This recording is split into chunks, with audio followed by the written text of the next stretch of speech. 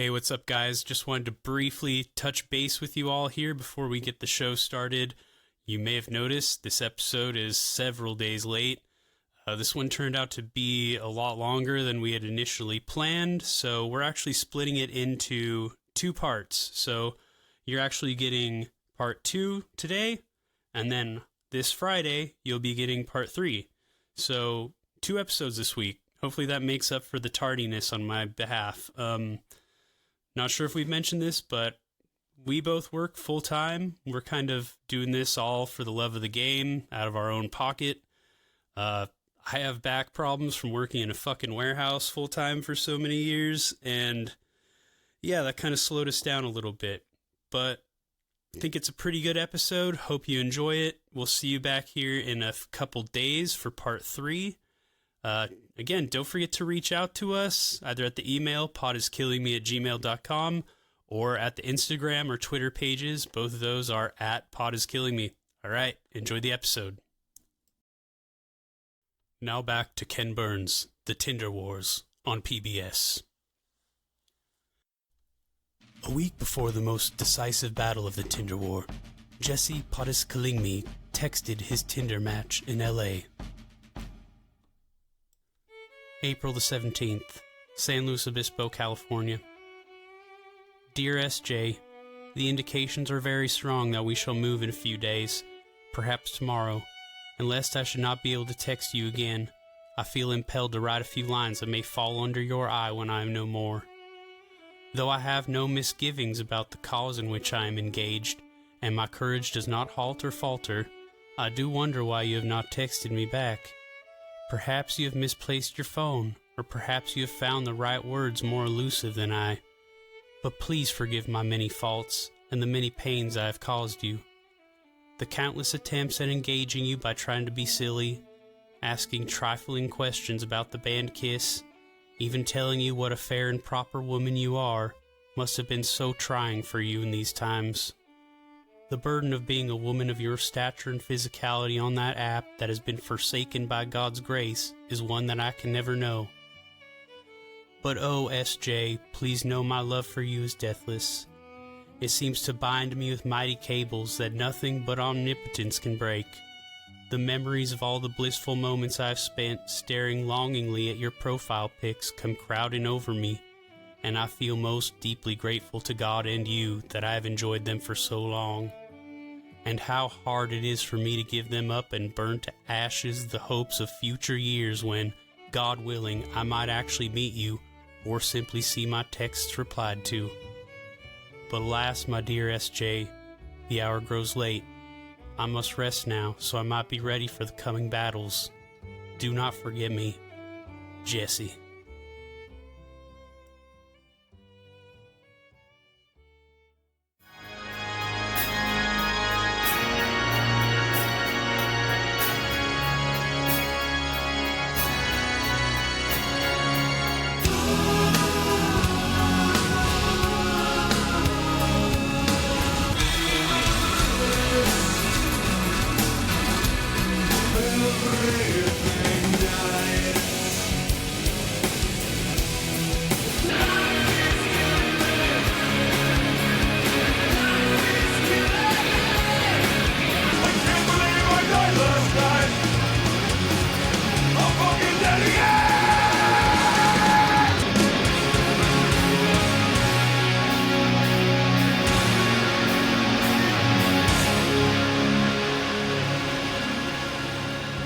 Welcome to episode 6 of Pod is Killing Me. I'm Jesse. And I'm Jeff. And today we're doing part 2 of October Rust. We'll be getting into some of the songs here and giving them a good go over.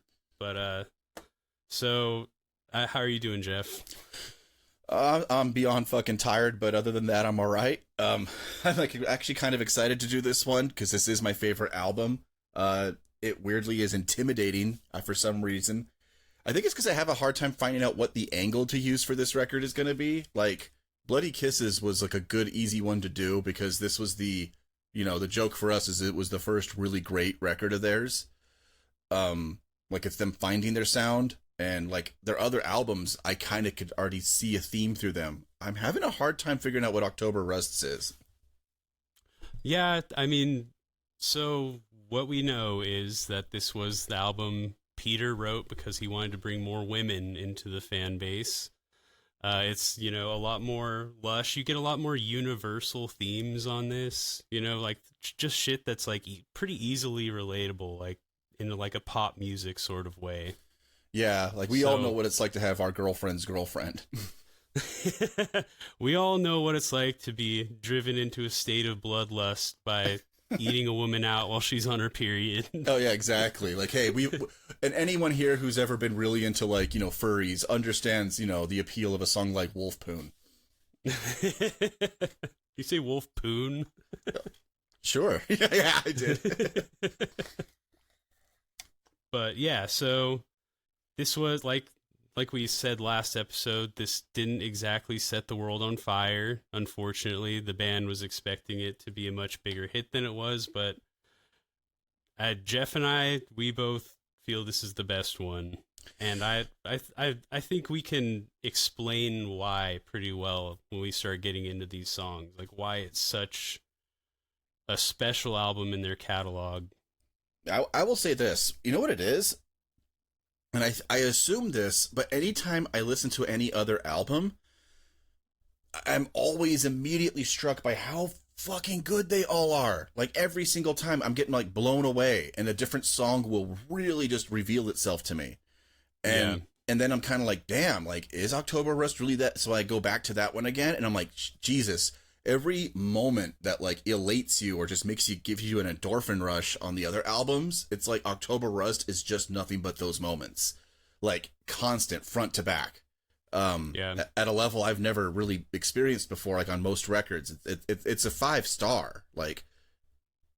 There's maybe 2 songs that maybe have anything resembling like a weak point for me, and even then there's not a single dud in the bunch. I agree. So do you want to get into this? Do you want to? Oh yeah, sure. Because we got a lot to talk about with the very first track. Yeah, I mean, yeah, this is kind of bad ground. Obviously, it sounds like you have a bad speaker cable. It's just buzzing incessantly for like 35 or 40 seconds. Kind of a funny throwaway track when you're listening to it on streaming or listening to the CD, because you could just skip that shit, the next time you listen to it. My record player is like from the late 80s, and the queuing function does not work at all. So it's pretty much just play and stop. That's all that works. So I've got to endure that. Oh my God. I have to listen to it, and having to listen to it, it seems interminable. I was just going to say, like, for that it would long? Not be, yeah, it's not, it wouldn't be a typo negative record without some trolling on there, I feel like typo negative because I know that on the follow-up album, there's that whole thing where it sounds like there's like a record or something's like skip, or your CD skipping, and then you get the sucker, right? Yeah. And someone said that there was a rumor that if you bought it on tape, it sounded like your tape was getting eaten. Like, so really? Like, they changed it for the format, but I don't think that's necessarily true. I don't know if it was confirmed or not. They changed it on the record. It's a skipping record on the vinyl. Do you know what that reminds me of? What? Gremlins 2. That happens throughout in the like in a certain parts, like the projection goes bad. Or the projection goes bad, and Hulk Hogan threatens him. And apparently, for the VHS, it looks like someone is scratched up your tape. That's sick. So they changed it for the different formats. I was just picturing them all 4 with like their silhouettes in the theater, Mystery Science Theater style. Oh, I love that. I love just like thinking about, just imagining them in different scenarios. My God, dude, I decided to look something up right now, speaking just in general about the band. How the hell were they not included on the Bordello of Blood soundtrack? What is on that? The fucking Scorpions. The Scorpions? Still loving you. Free, all right now. Humble Pie, Cinderella in like 1990, like was it 6 or 7? 96. That's the one with Dennis Miller, right? Yeah. Friend of the show. Yeah, he's a big fan apparently. Yeah, exactly. And you'd think he would have worked behind the scenes to get the boys on the soundtrack, but, instead they had to have room for Ballroom Blitz apparently needed to be in there. Like, that's not vampiric at all. Thin Lizzy? What the hell? It's like a bunch of just classic rock with a little bit of like hair metal mixed in. What the fuck? Yeah. Like Thin Lizzy and Cinderella. Okay. Yeah. Yeah. When I tried to text Thin Lizzy once and it changed it to Thin Lizzo. The kind of thing that if you texted accidentally or tweeted, you would probably instantly get killed by an unhinged mob. So yes, that sounds like a funny Twitter account, Thin Lizzo. It's like I was trying to say Thin Lizzy. The best band out of Ireland. I love Thin Lizzy. They're great. Yeah. Ireland recently, they voted higher in a poll than U2, and I said, absolutely, that is 100% the case. I've never seen Thin Lizzy used in a TED Talk where, like, a Citibank executive tries to play one of their songs on acoustic guitar. So, fuck. Yeah, we get Bad Ground, the next one. I feel is just, I love that they explain the joke on the next one. They sound like such goofs. It's great. I know, it's actually quite charming, and Peter's accent is beyond strong. Yes, and Josh just sounding incredibly bored. Peter sounds like he'd be one of those guys who uses a slur in a Spike Lee movie. Like, his accent's really strong. God, I think accent real strong. Speaking of my own. But, like, he sounds like one of those guys from, like, 25th Hour when he's doing, like, the rant about the different people in New York that he hates. And it's like, and it references the guys from, like, Bensonhurst, and it's like, that kind of sounds like Pete, like great. A mook. Yeah, he's an absolute mook. Oh, yeah, for sure. Kenny, I'm not sure who's doing the chicken sounds. That feels like Kenny for some reason. And then you get Johnny, who I just love how, like, he just sounds like such an affable dumb guy. I love Johnny. Yeah, me too, man. I love all the boys together. Like, it's a shame that it's obviously the dream is over, but yeah, the dream is dead. Yeah, the dream is dead, man. God damn. Ugh. But speaking of dead, speaking of dead, the next song, "Love You to Death." This is just one of my favorite songs of theirs.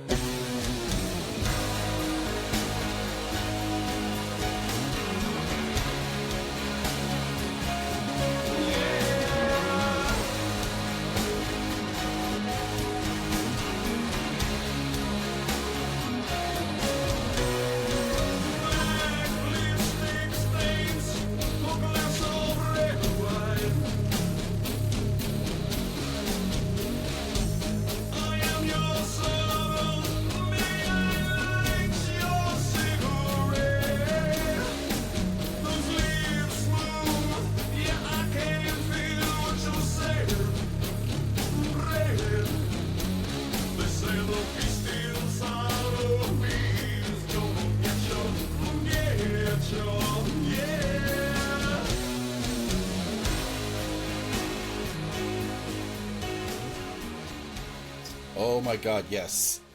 Jesus. I'm trying to think of where I would even start here. I would say, what's funny? I'll say this, and every single time another song will convince me otherwise. But when I come back to it, I think "Love You to Death" might be their quintessential ballad. Like, if they played today as a legacy act, this would always come in the encore of the show. Yeah, it rocks too hard to just be just a ballad, though. But yeah. Oh, no. But yeah, you know what I mean? It's like, in terms of it being like an epic, because the first part of it, kind of, the opening is ballady.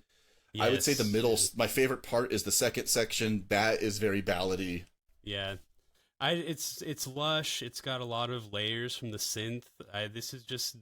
This album sounds like so much more of a labor of love than Bloody Kisses. You can tell Josh was just sitting there adding more and more and more little synth flourishes to it. 100%. I was noticing, like, I'm sure has anyone pointed out the, like, your lips move back here, what you're saying, like, is totally, to me, like, Comfortably Numb. Yeah, he's paraphrasing Comfortably Numb. Yeah. Absolutely. And I was gonna say, like, the middle section though, like there's that part where it is introduced with that really fucking cool guitar just comes in, and it just kind of holds itself there.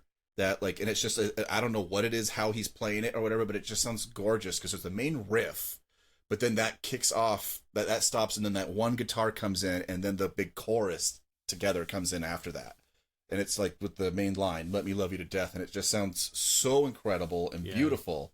Those harmonies, the vocal harmonies. And then you get that last, the "Am I good enough?" like comes in at the end. Him doing the Eddie Vedder. You know what it kind of reminds me of, weirdly enough? That oddly makes me imagine, God, I wish he had covered, because I think it probably would have been appropriate for him. He should have covered Mother by Pink Floyd. Yeah. Mother, do you think she's good enough? You know? For me? Yeah. Because I know he seemed like a mama's boy, obviously. So right. It's like, yeah, like, you know, he would have sounded amazing covering that. Yeah. I love how this song, it just, right off the bat, it's Peter in full Dracula mode. Like, oh yeah. And he learned a new trick for this album that I picked up. It's that where he throws his voice up, like almost like a Danzig thing. Like, it's like at the end of a syllable. It's like, oh fuck, I should have written it down. You should know this, man. You should have been listening. You should know exactly what I'm referring to. Is he doing like the get ya, like where he goes up again? Get ya, yeah. Like that. Yeah, it does. Yeah, he ends it up. Yeah. He does like a little, like a little. Oh yeah, absolutely. Like not quite a yodeling thing, but he didn't do that on Bloody Kisses, but he does it all over the place here. It's like it adds like a lot more swagger to his vocal style. Yeah, I do like that. No, that is definitely a big noticeable change. I was gonna say, even though the first thing I noticed is that this song, the opening main riff, kind of proves me wrong initially, is that I don't feel like the guitars on this overall have nearly as much crunch or like a chug to them. Right. The way they do them. When I think of Bloody Kisses, all the songs have like a jun, jun, jun kind of thing going. Mm-hmm. And this one does in the beginning. But then after that, it has this completely different like tone. This is like the best way to explain the difference between this album and the other one is the difference between Christian Woman and Love You to Death. Yeah. It's like completely a good way to kind of understand what you're in for. They have similar elements too. Like you get that real like lift off with both songs. You know, when the full music comes in and hits, you get that just fucking launching off the ground.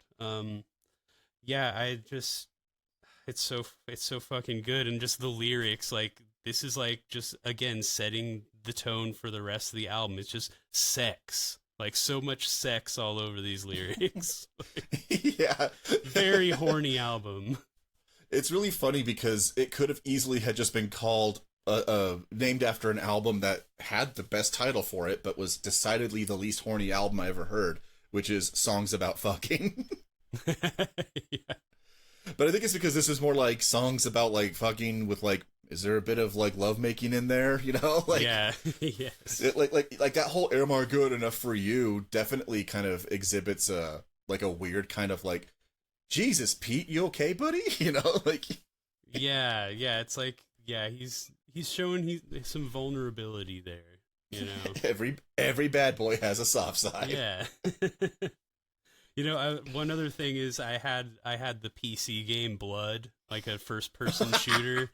And it came with, on the CD-ROM, it had an insanely compressed version of the music video for this song.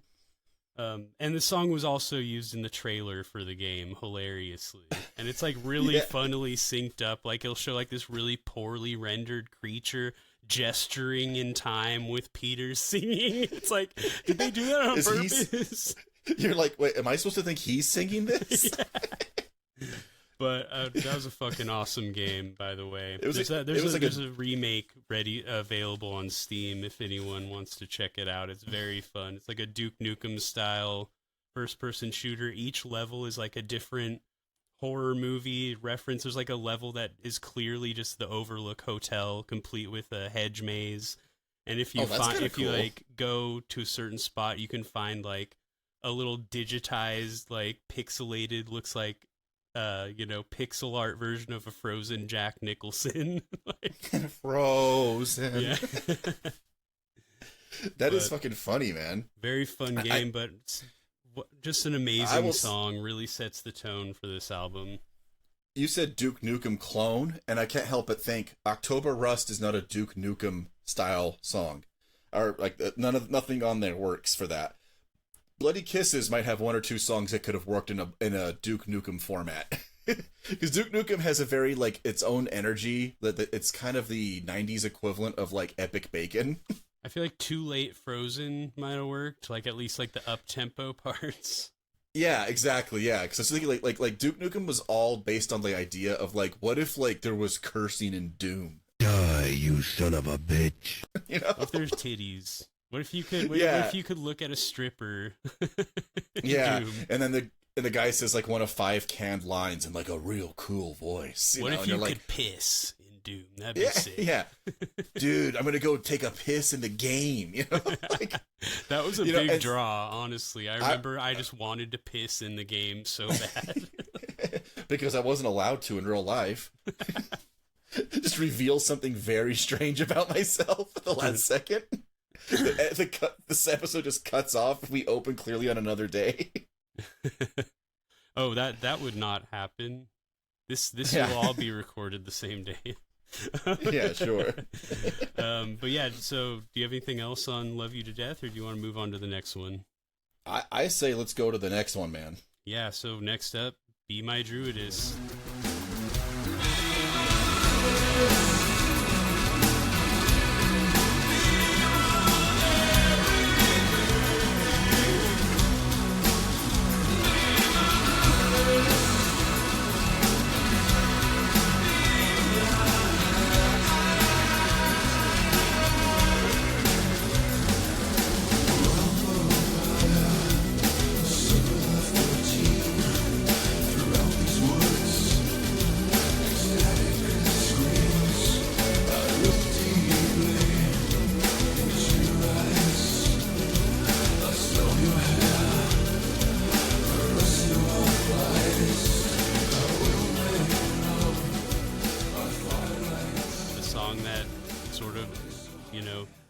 Broke through for us for this band.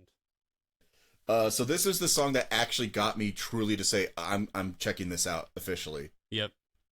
Like Blood and Fire was my introduction, and then I never looked further, but this was the one that like the moment I heard this, I was like, oh shit, because like obviously you hear that little bit of static that almost feels like it was a continuation of like Bad Ground or something, like just for a moment, and then that bass comes in, and then the drums.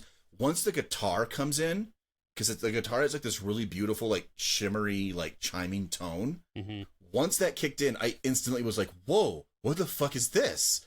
Like, how did I not know about this? And I instantly was hooked. Yeah, this is them in Cocteau Twins mode. You know what's funny? That is kind of, yeah, it's got a real Heaven or Las Vegas kind of like guitar tone. Yeah, it does have almost a similar feel to that too. And like they do a lot of that, like even the bass work is almost Cocteau Twinsy. It's specifically, I think the song immediately that comes to mind, God, thanks for saying that, is Cherry Colored Funk.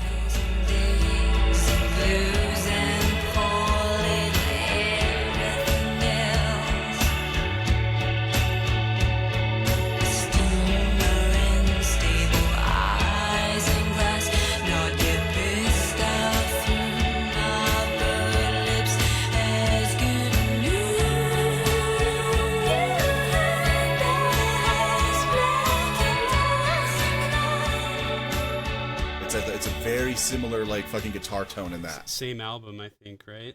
Yeah, it's the opener on that, and it's like Jesus. So the moment I hear this, I was like, oh my god, this rules. I fucking love it.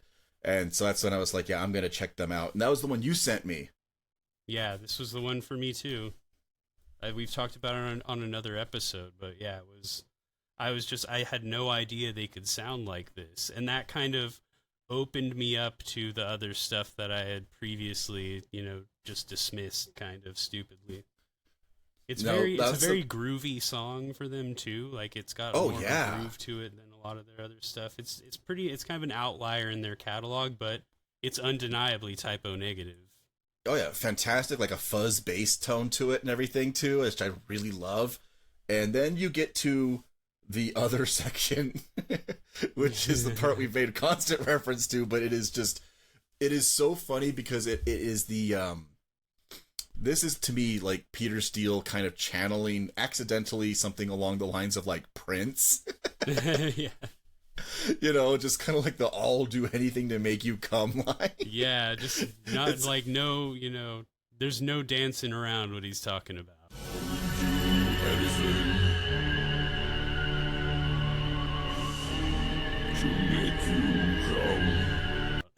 Yeah, it's like we know exactly what he's saying. It's reminiscent of Prince randomly singing "I want to fuck the taste out of your mouth," you know, which he does do. But I was gonna say the coolest thing about that is actually, so he does that, and it has the really funny like bordering on, almost reminds me of like a theremin in the background, you know.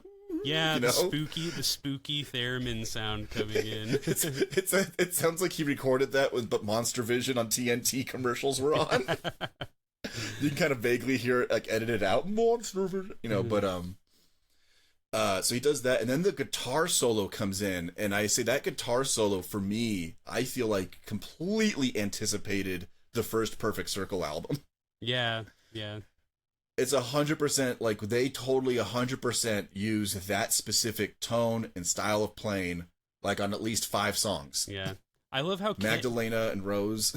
Yeah, I love how Kenny's guitar play, his solos are just so simple and to the point. Like, there's no flashiness whatsoever. Like, how many fucking notes is this? It's like 4 notes played really slowly, but it does. That's what the song needs. They're very.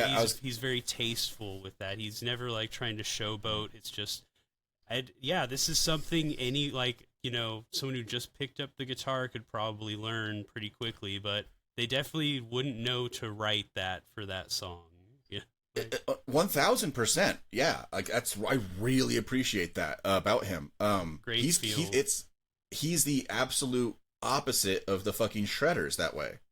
And not even in terms of ability or anything. I don't know. He could maybe. Yeah, but it's like, do you really want that? He has chops.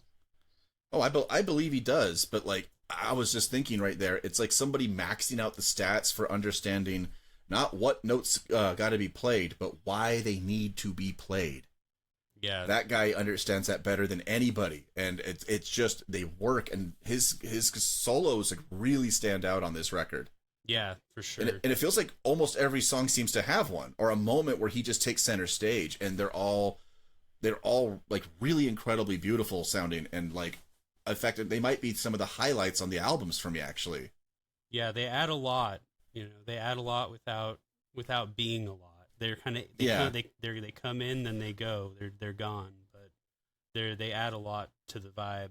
This is a good song to talk about just the production of this album, which is sort of a little controversial, you know, which I totally get. It's that bass line that comes in. The bass is very thin. There's not a lot of low end to it. It's kind of, you know, it's very trebly and fuzzed out.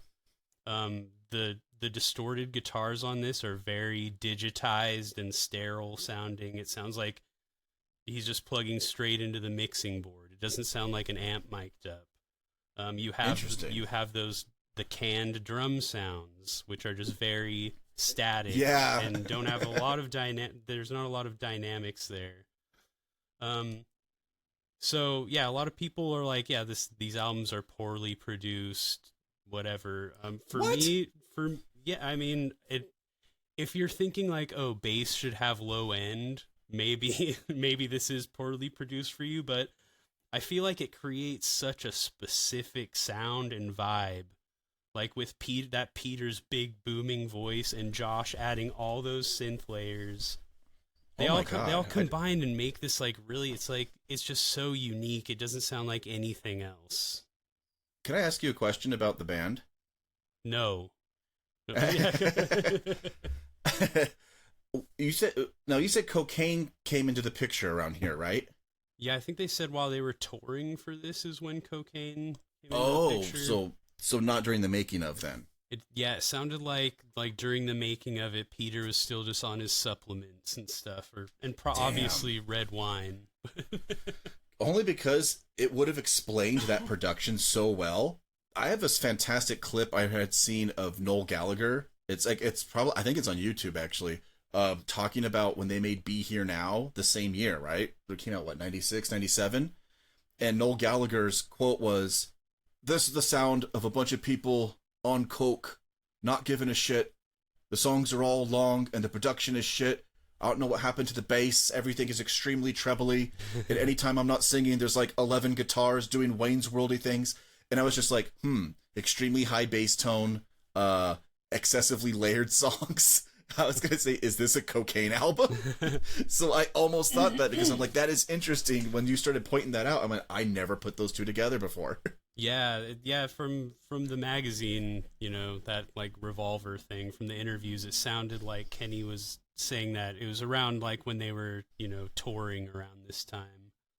But it definitely could have, been in the picture earlier. They do mention in that little jokey intro thing, like, we spent a couple of months getting high making it, but I mean, I know they, smoked weed, or a couple of the guys, so could have just been that they're referring to, but who knows? I will say, if they got any like anytime the song has like a doom kind of Black Sabbath feel, I feel like that should be when you're on downers.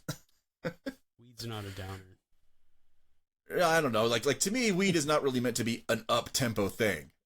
No, for sure. To me, but it's about chilling. Yeah, but it can be very like psychedelic-y, not like visually psychedelic, but it can definitely lend itself to sonic experimentation. So. Oh yeah, you know what weed to me would be? Summer Breeze with Set Me on Fire. That would be a really good weed combination. Like, Set Me on Fire just has this kind of like, like that to me is when it like you start to really feel good. You know what? It's a good weed combination. Just any song. I don't know, man. I mean, there's a few things that I'm like, I don't want to hear like Pink Floyd's The Trial with that. That should have bummed me out. Well, shit, dude. Do you have anything else? I've got a couple more things about this. I was just gonna say maybe the content of the song, but I don't really have much to say about it because I just think it sounds so cool. I don't look into it. Yeah, well, I mean, we talked about like how it sounds and stuff, but this is the first little taste you get of Peter's sort of witchy pagan lyrical influence on this album. Like, you get "Be My Druidess." They're out in the woods around a fire, a circle of 13. The popular myth is witches' covens were always comprised of 13 witches. Which apparently is not true. That's just like, that was sort of an old myth that got passed around, but it's kind of, popular culture or whatever. But yeah, so you get a little bit of the pagan lyrical influence, which carries over into the next song, another fucking 10 out of 10 song, Green Man. 100% 10.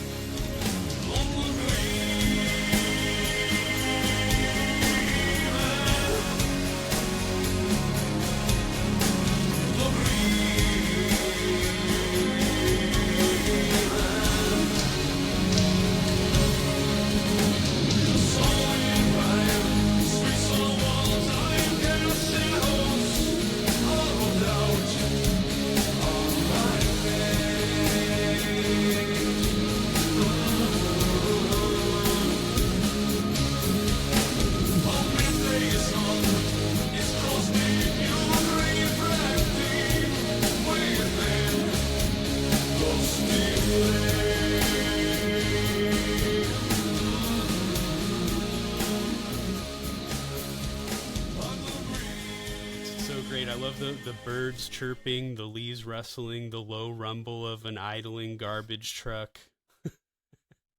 This is about his job, isn't it? I was inspired by that, I guess. He said, that kids would call him Green Man because of his green jumpsuit that he wore when he was working in the parks department. And apparently the garbage truck sampled on this is the garbage truck that he drove when he worked there. This might be like the most affectionate song I feel towards him. Yeah, it's really like, it's like it pulls at the heartstrings for sure. Just like, I wish he could still be out enjoying all the seasons. Yeah, and no joke. It really is. It's beautiful, and it's the perfect time of year to be covering it because at least up here, the snow is finally melting. You know, we won't get green just yet, but it is like, spring has come. You know, like that really is the feeling of the song. It is the same feeling you get when you're up here, and you get like, and we get down to like, I don't know, like 6 hours of daylight a day. You don't really think seasonal affective disorder is really a thing until the first really nice day with some decent sunlight hits you, and it feels like you just took like a shit ton of club drugs and they all hit. You're like, oh my god. And then it's like, oh, I guess I didn't realize that winter really does make you feel low. Anyway, that feeling, that lift, that wonderful beautiful feeling, that to me is Green Man. Like musically. Yeah. Every part of it just sounds gorgeous, and it lifts up, and it's just, it's a wonderful song. Yeah, I think that, I'm not sure, it might be a 12-string acoustic that's being played here. It just sounds so beautiful and like chimey, and yes, the tone of it is wonderful. I love it. I fucking love that shit. It's such a good song, and just the lyrics, it's so fun to sing along to. I'm the Green Man. Yeah. Fuck.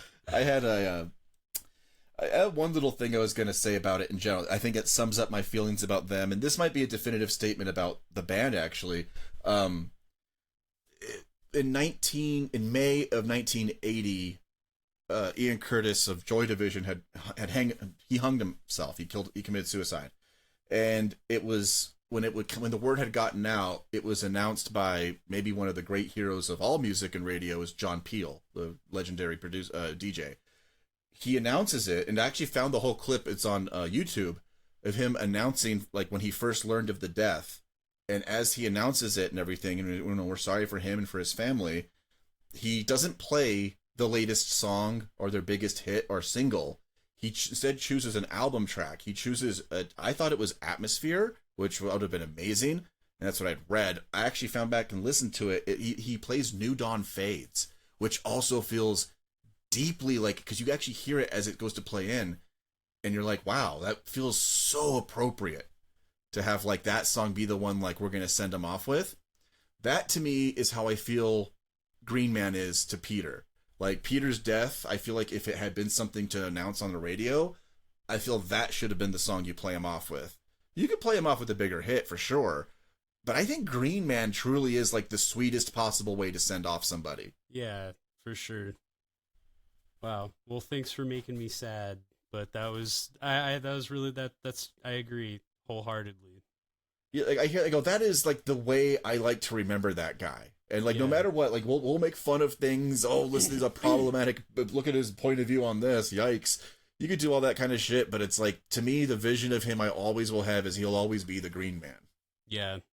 There's a great there's a clip, I think it's from MTV. It's like Peter, I think he's in Central Park in the fall or something, and he's like describing his like ideal life of like, you know, living out in the woods by a lake with some woman, and he's like, you know, doing all the man shit, you know, like I go out and chop firewood and bring home meat for her to cook and stuff. Like, and he's like, oh we god, just, is he gonna be a carnivore diet guy?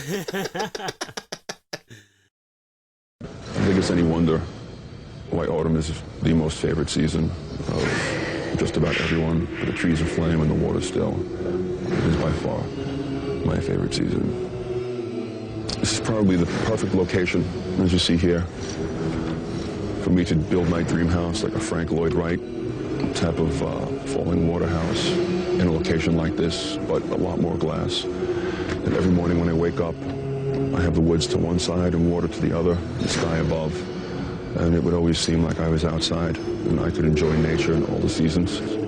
So perhaps take a few trees down here, very few trees, build a nice little house for my woman, and worship her the rest of my life. Just run this under the sink for a minute. But yeah.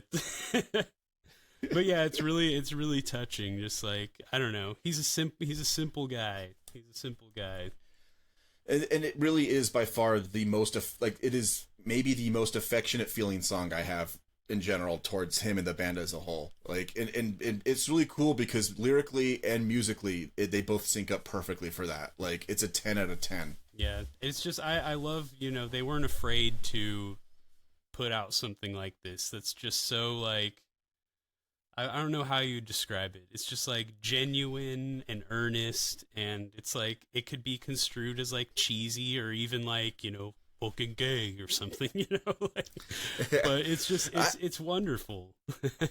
I like to imagine a Power Rangers movie about the Green Ranger, and it just uses an annoying like piano ballad girl singing her weird vowels version of Green Man.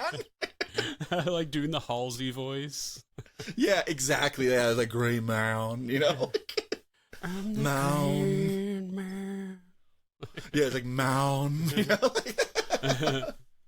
Fuck, I hate that kind of shit. Yeah, just Now, had they done Be My Druidess that way, that one section, that would have been kind of funny. Yeah, great song, and again, you get more of the pagan imagery here. Like, ostensibly, it's just Peter, the Green Man, on the face of it. He loves the color green. He wore a green jumpsuit. Blah blah blah. Well, if you look at the cover for, I'm not sure if it was the single or what, but it's commonly used. The depiction of the Green Man, which is a mythological, being. I'll read a little bit from the Wikipedia here because I was too lazy to rewrite it. Yeah, go for it. So from the Wikipedia, the Green Man is a legendary being primarily interpreted as a symbol of rebirth, representing the cycle of new growth that occurs every spring. The Green Man is most commonly depicted in a sculpture or other representation of a face which is made of or completely surrounded by leaves. Usually referred to in works of architecture as foliate heads or foliate masks, carvings of the Green Man may take many forms, naturalistic or decorative. The simplest depiction is a man's face peeking out of dense foliage. Some may have leaves for hair, perhaps with a leafy beard. Often leaves or leafy shoots are shown growing from his open mouth, and sometimes from the nose and eyes as well. The Green Man turns like variations on the Green Man. This is just me spitballing here. Kind of show up in a lot of different mythologies. Like pretty much all the different cultures had some form of the Green Man. There's like, in Egypt, Osiris, the ruler of the underworld, is regarded as the grain deity and is commonly depicted with green face. And, he represents vegetation, rebirth, and resurrection. I guess in Tibetan mythology, there's like someone called Amogha Siddhi, which is their version of the Green Man. And then there's... That sounds like a Lovecraftian god. Right. And then there's Tlaloc in Mexico. There you go again. But yeah, for modern pagans, the Green Man is used as a symbol of seasonal renewal and ecological awareness. And in Wicca, the Green Man has often been used as a representation of the horned god, a syncretic deity that incorporates aspects of, amongst others, the Celtic Cernuros and the Greek Pan. So weird. I definitely feel like, in between these two albums, Peter met himself a real witchy woman. Who I probably believe like that. had some books on, like paganism and witchcraft, and I mean that those were his type. So I feel like that maybe that's where 100%. this comes from. That can make a lot of sense because that's two back-to-back kind of references in there. I mean, it happens to coincide with things that he already kind of loves. Things like he clearly seems like one of those dudes who's really into seasons, Yeah. Like, Yeah. I really love the fall, like that's like I could see him being that way. Right. I feel like he heard about the Green Man and it was literally just like, I'm the Green Man. Yeah, I'm a green man. People call me that too. He's like, damn. Yeah. He's like, he just like saw himself in that mythological figure. So Red Water is up next.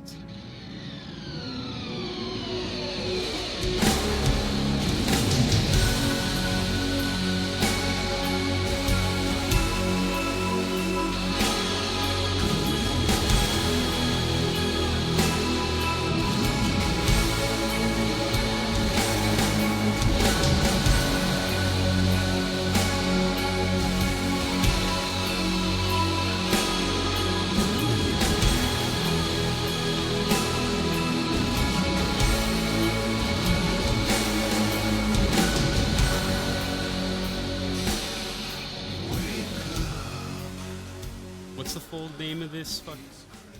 Christmas Morning? Right, okay, Red Water, Christmas Morning. So I've got a question. Red Water. Is this a great Christmas song, or is it the greatest Christmas song? I don't know, man. I mean, it's up there, but it's going to take a lot more to dismantle or to dislodge Grandma Got Run Over by a Reindeer off that list. Fucking least favorite song ever. You know what's funny? Go ahead. This actually may be the last song on the album I ever fully absorbed. For some weird reason, it took me a long time for this one to finally... the album never opened itself up to me in order. This kind of... The last time an album did this way for me, no joke, was Kid A. Okay. Where... song 3 showed itself to me, song 7, 6, and then it kind of like in weird orders where like song 4 is the last one that does it. It's kind of the same thing here. Red Water is the last song to really like reveal itself to me where I went, oh, now I get it. Cause I kind of never really did before. Yeah. I had that note as well. I was just gonna say, it's like, it's so dirgy and like depressive, and like the sleigh bells thing, and you know the carol of the bells melody and stuff, kind of like it felt I don't want to say gimmicky to me, but something about it just kind of like it made it feel a little separate from the rest of the album. But it, you know, I have come around to where I recognize, you know, how dynamic it is, and it really does. You get speaking of guitar solos, you get a really good one in this towards the end there. Yes. You get those vocal harmonies, and Kenny just lays down this real simple, like soaring guitar lead. It's great.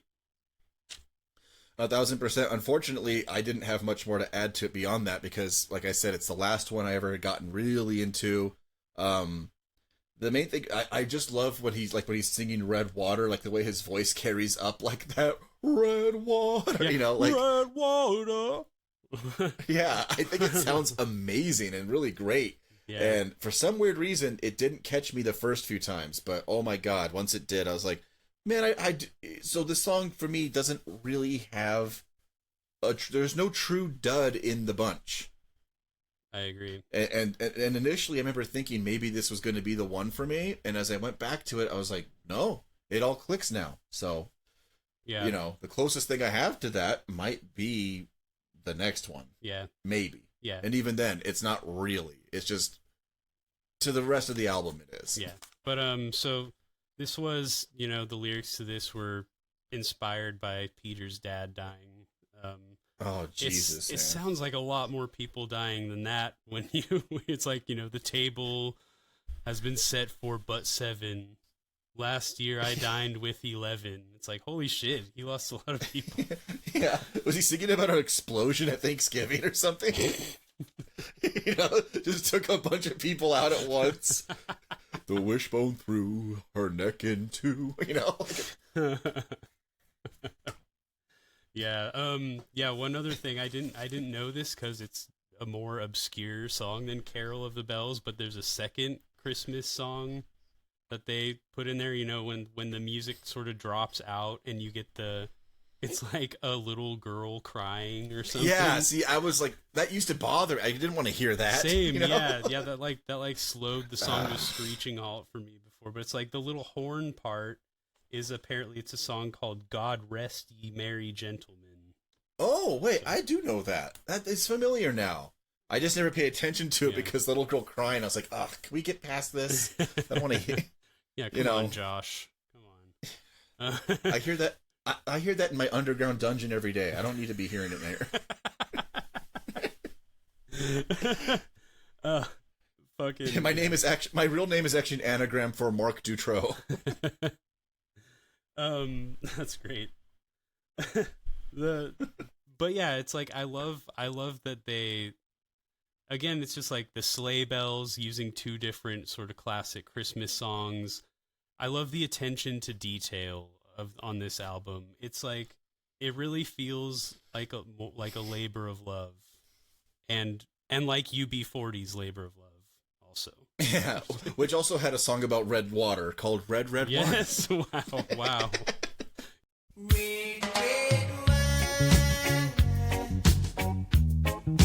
Yeah. Nice connection there. I didn't get that. Yeah, exactly.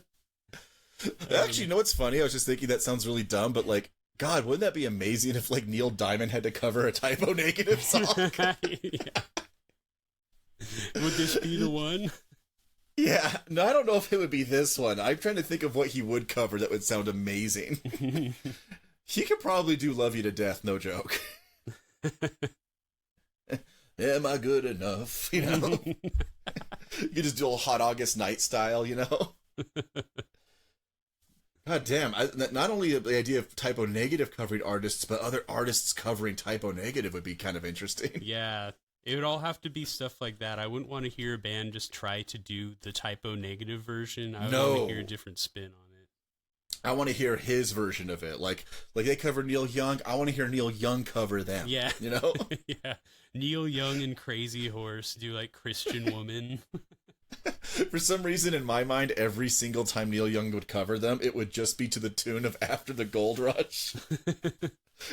But with just their lyrics. Like, listen, I don't really have time to really make a whole song out of this, all right? I'm just gonna do this one. He's like, I'm too busy, like, crapping out 2 records a year.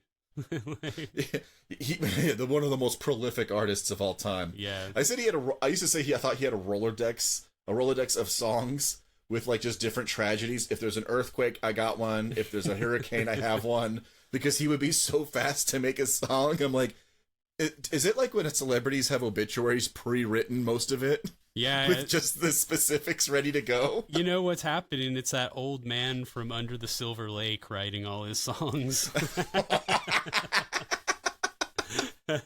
Oh my God. You like this one? I wrote that too. Oh my God. That is so fucking brilliant. That movie, oh my God, high recommend on that. I was beyond puzzled the first time I watched it, but it's the one that the more I sat there with it, the more things about it just kind of really stuck with me. Yeah, great movie. And that's been this episode's movie corner. Movie corner. Yeah. High recommend, Under the Silver Lake. So the next song is My Girlfriend's Girlfriend, which, you know, we already talked about a lot on the last episode.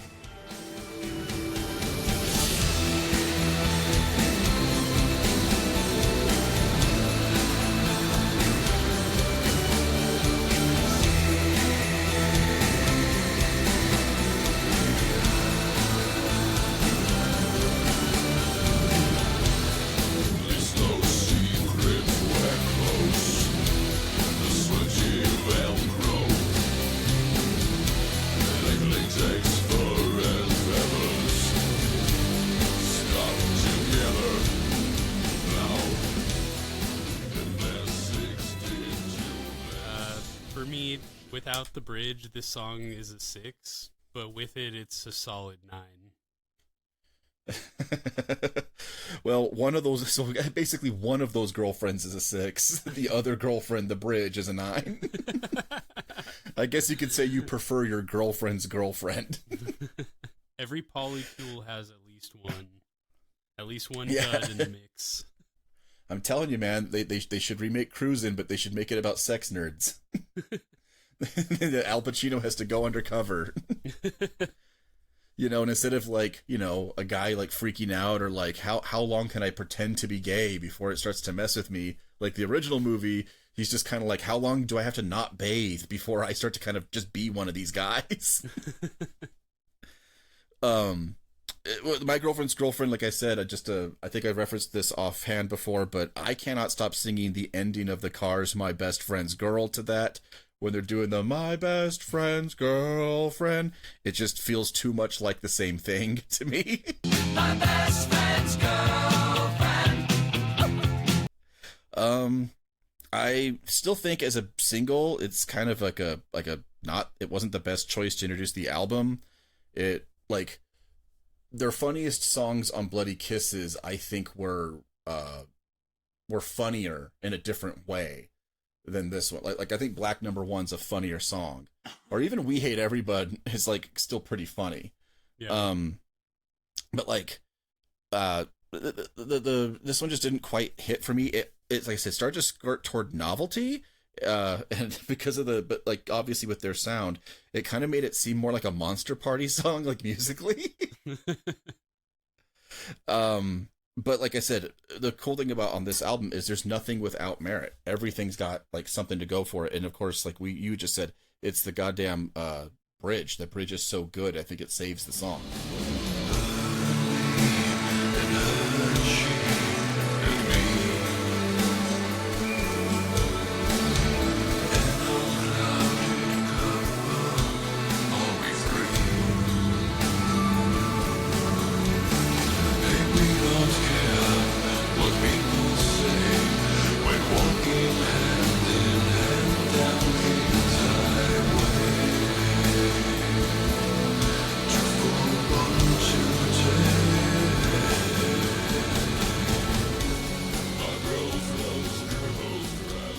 The song itself, once again, not terrible, but it would definitely be my least favorite track on the whole album.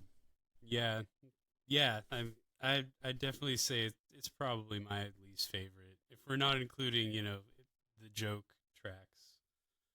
Yeah. If I can't use one of those, but no, those don't actually count. Concluding Bad Ground, I'm like, no, I like Bad Ground. I'm a huge Pansonic fan. But as just going to what you just said about,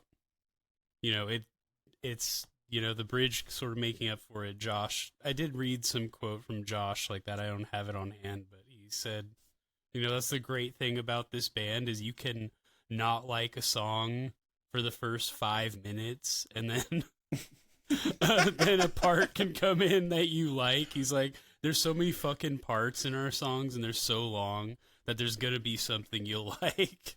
Oh my god! So it's the like 1969, 1970 like Pink Floyd ethos of songs.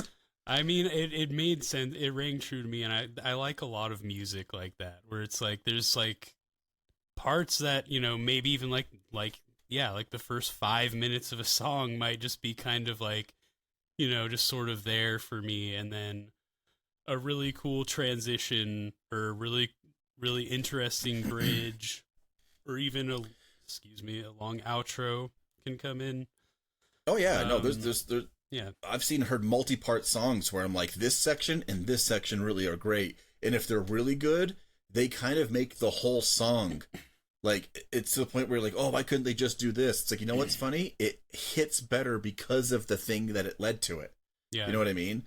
Then like it feels like a release if they do it right, and it's like, no, it's a part of a whole. It needs to all be there. So yeah, I could kind of see him saying that, except that I don't think their songs have ever been that dull, right? Like, yeah. I mean, like I said, even first album like might be the closest thing that might be to that case, but even then, like I think their parts that are in there are like much better than he would suggest. I think. So what do we have after that? I was just gonna say, props to Josh, because listen to that bridge, listen to how many layers are there. What would this even sound like without him? He really doesn't get enough credit. Like he's, oh no, he's like, I sort of, when I first got into them, it was like, you read about him, oh, he's the keyboard player. He co-produced the albums with Peter. But when you listen to something like this, it's clear that he really, was a big part of what makes Typo special. I think he's kind of a weird secret weapon. And yeah, for sure. Like so much of what would have made them. Like he's definitely a severely underrated like player in this whole thing, like to their whole overall sound. And I think the next song is a pretty good demonstration of him. Yeah, Die With Me.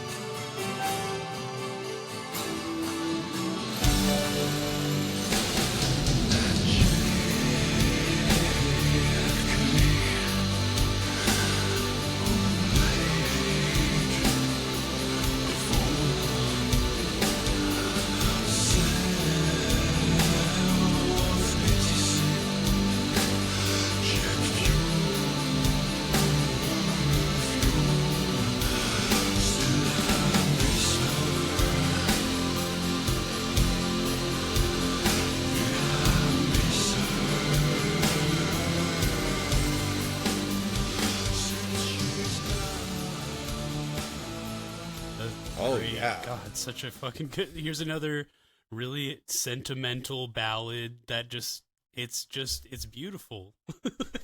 Yes. No, 100%. I think I think the song overall is supremely underrated. Obviously, it's never been released as a single. I don't see it on compilations or anything, Yeah. or anything like that. Like the way, like when they do like best ofs, like that's never one that's included. But I would call this like more in the puffy shirt kind of romance, and it's got a lot of like die with me, but it's clearly like a overwhelmingly like sweet, sentimental like song. So you kind of get that kind of weird like death mixed with love thing. uh I guess this is like kind of the closest they would get to like Disintegration era Cure, like a song, something like Plain Song almost, where like even lyrically, Robert Smith kind of keeps repeatedly saying, referencing the person looking like they're dead, and like you kind of just bring in like swooning romance with like death kind of mixed in. Like, I don't know, I get that feeling from them on that, and I really think that song's fantastic. Like you said, this was not a single. It's underrated. Do you think this could have been a single? Because, I mean, maybe if, like, I believe you mentioned on the first episode, if this album had come out a year or two earlier, then it might have worked a little bit better, hit a little more commercially.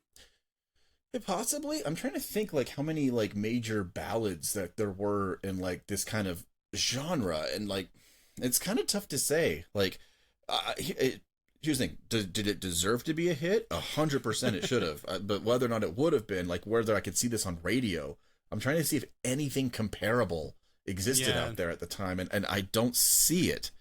Okay. Yeah, I was thinking that, but like everything he's singing here, like his choruses and like the main line about like the still I miss her, since she's gone. Yeah. Like he's clearly a very wounded guy. Like I think emotionally.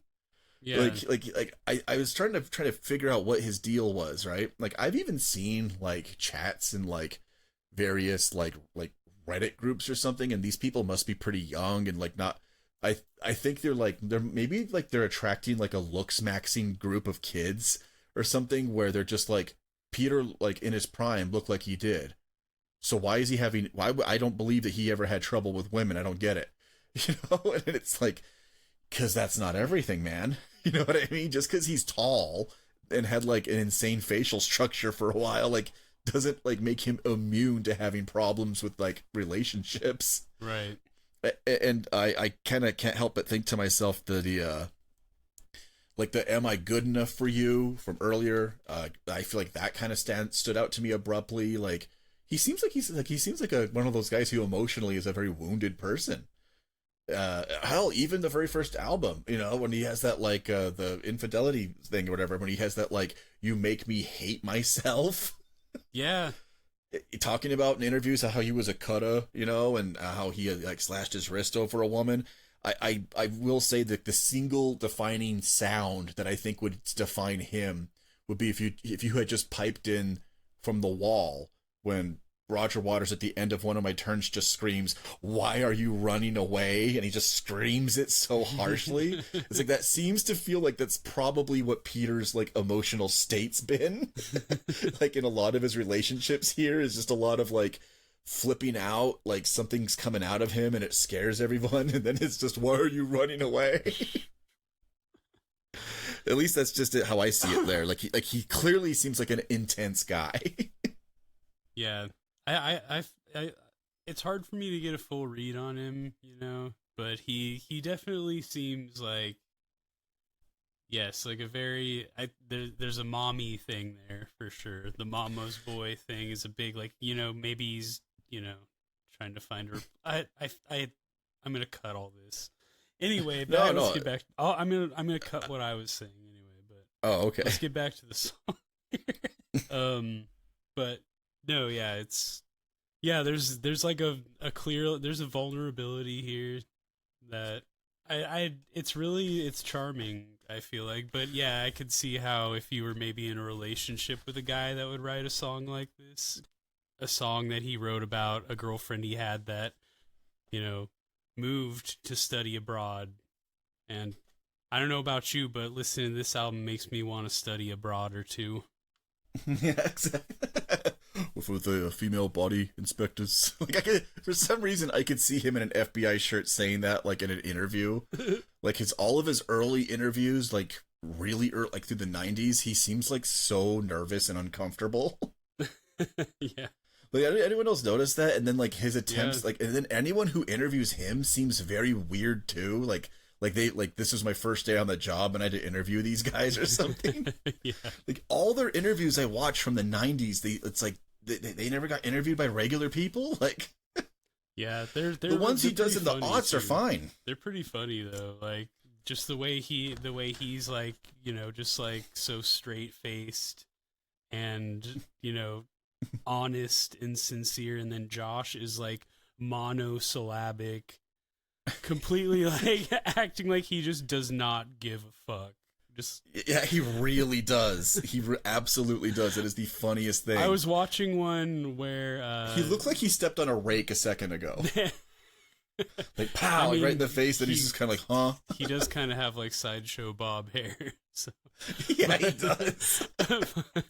But yeah, I was watching one where you know, the interviewer was asking them about the music they liked, and when it was just Peter and Josh, and Peter names all these bands, you know, a bunch of sort of like goth and shoegaze bands, stuff like that, and then they get to Josh, and he just goes, I don't like music.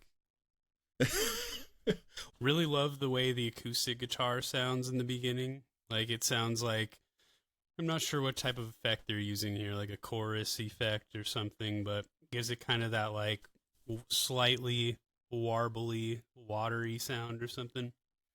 Yes. I was gonna say, I think the MVP might be Josh in this. I think all the little, like, the work on the keys throughout the song, like all these little, like, there's these beautiful little melodic flourishes and everything. I think just like piano stabs at the beginning. Yeah. Yeah. Yeah. I honestly think they just throw the whole thing over the top. Josh has like such a classical sense for stuff like that. Like he could have been like, you know, playing in like an AOR band or something like that. Like the way he plays sometimes, like. He like the keyboardist in Journey. Like fucking like what is it? Like this is from a later album, but something like Everything Dies. Like it sounds like it for some reason it reminds me of like Mark Cohn or something, like Walking in Memphis guy.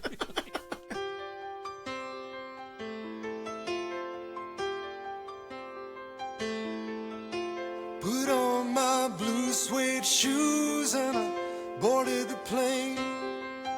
Touchdown in the land of the Delta Blues in the middle of the pouring rain. Like goth Mark Cohn. Holy shit! I'm picturing. Oh my god! I'm trying to think here, like where that would be the funniest thing to do here with that, but like, damn, I can't find a good song title for that, but that would just like to kind of clearly making fun of that. I was haunted in Memphis. You know, just like... Put on my dark Martens in the pouring rain. Touchdown in the land of the goth post-punk. She said, "Are you a green man?" I said, "Yes, I am tonight." I like that. Try to do a Mark Cohn impression, and it's just me just kind of only half-assing a Michael McDonald. Yeah, it's like you're doing Michael McDonald, but not really enunciating and not going quite as high. Oh, yeah, I just can't do. Yeah, I can't do. It keeps you running, you know. Then again, nobody can. The man is untouchable. We are pro Michael McDonald on this show.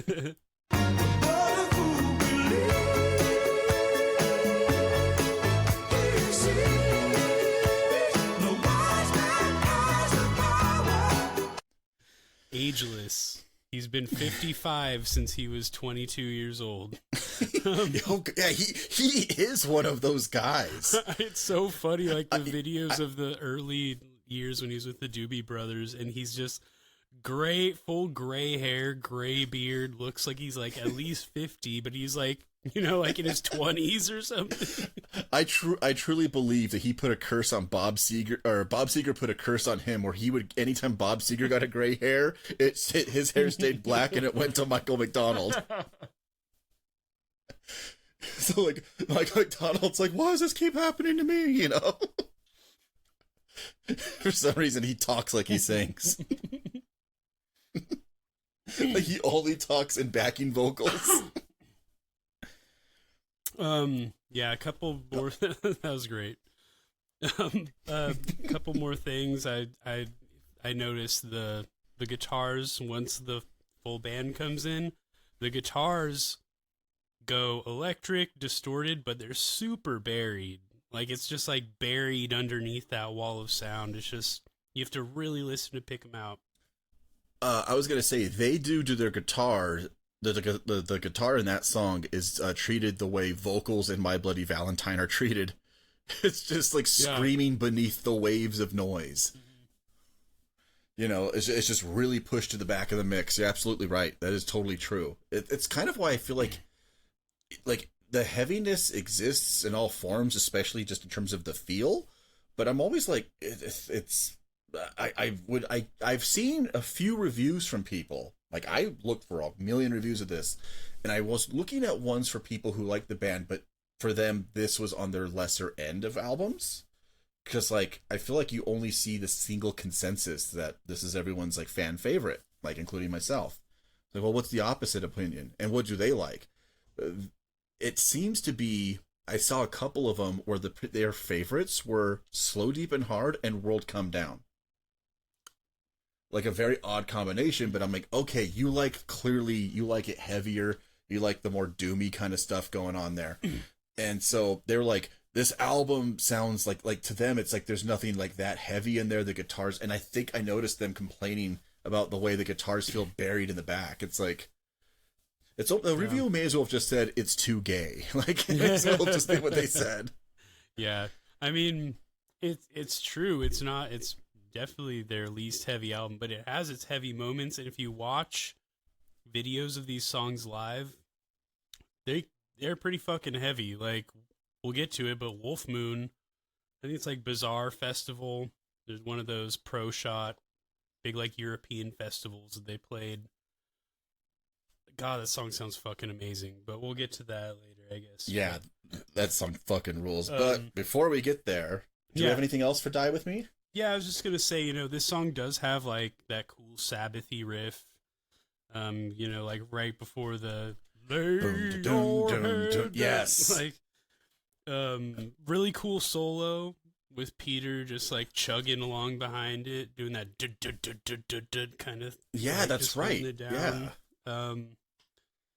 But yeah, and it has I forgot to mention this. One of a few different songs on this that has just ends abruptly. Like it just cuts off mid-measure. All right, that's where we're ending this one. That was October Rust Part 2. This coming Friday, that's just 2 days away, we're going to have Part 3 up for you. So real stacked week here. Thanks again for listening. Sorry for the tardiness. We'll try not to make that a regular thing.